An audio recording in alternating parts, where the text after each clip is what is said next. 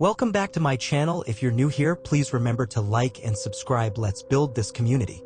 Today's story is titled Druski to the Rescue.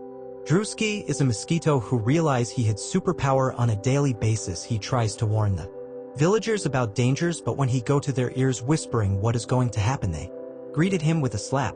Then boom, tragedy struck. The building collapsed.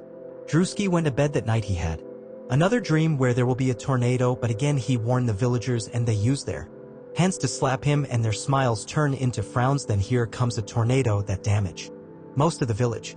The mosquito, now frustrated that no one will listen to him, started to scream on top of his lungs while he fly in the air. Then someone shouted, "Can you be quiet? I'm trying to sleep." The mosquito keep on screaming until he hears someone said, "If you don't stop screaming, I will squash you like a bug." In slow motion he turned to look who said that, and if it was intended for him. The only individual that was there is an angry-looking man that's in old torn clothes and has a nasty odor. The man shouted, "What now? The cat got your tongue?" Druski was extremely astonished. He said, "Wait, you can hear me, sir?"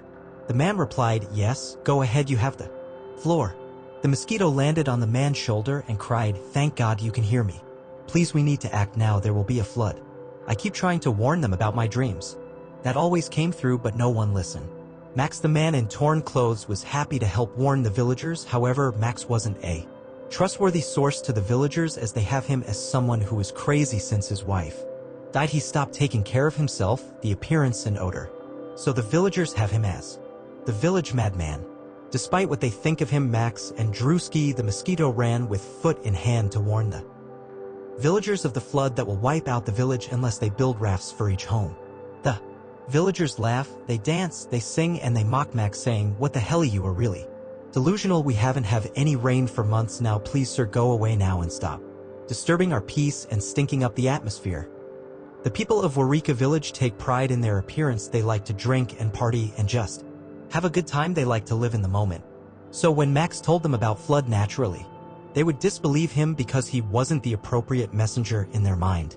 Druski told Max what type of material he should use to build the raft, and Max started to gather the material. He begged the villagers to join him so they can be safe, but they didn't listen. They teased, "Go away, Mad Max, we don't care what you have to say." They chanted over and over. Max replied, "Those who have ears, let them hear," with a serious face, and turned his back to the villagers and continued to fix the raft. Max and Druski had a conversation about how mankind lack faith in what they can't see, and if only they have faith as little as a mustard seed, they shall survive. Max had successfully completed the raft, and a small section for Druski and his dog Blaze will have another section. On day 4, around 8 a.m., the sky was still clear and people laugh and jeer him, Mad Max, and went away to do their daily task. Max was unclear what happened. He turned to Druski and asked him again about his vision. Druski informed him that he know it will be day 4, he just isn't sure the time when disaster will strike, so they should stay near the raft. Day 4 was not only the day known for the proposed disaster, but the day when the village will be having its annual fire festival, where each villager showcase their talent. The festival was lit, the villagers laughed, drank, and had a good time.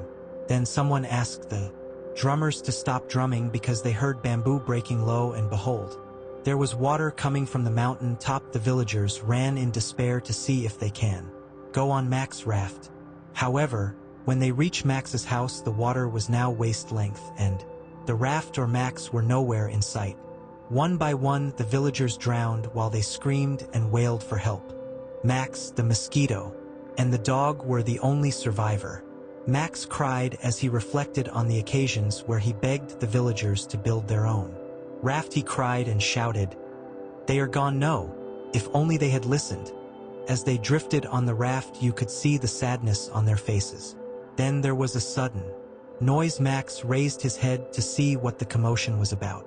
When he opened his eyes, the glare of the sun was shining directly into his eyes. All he could see were shadows. Then he noticed a familiar voice. It was his neighbor Jimmy, among other villagers. They were asking him if he was okay. They told him that a coconut had hit him on his head and he had been unconscious for several hours, and he kept murmuring about a flood. This was the moment Max realized everything he thought he knew was all a dream. He was sad but happy at the same time that no one did. Moral of the story: never trust a mosquito. If you see one, slap it, or you will end up like Max. If you enjoy this video, please remember to subscribe and like the video. Thanks for watching. Walk good.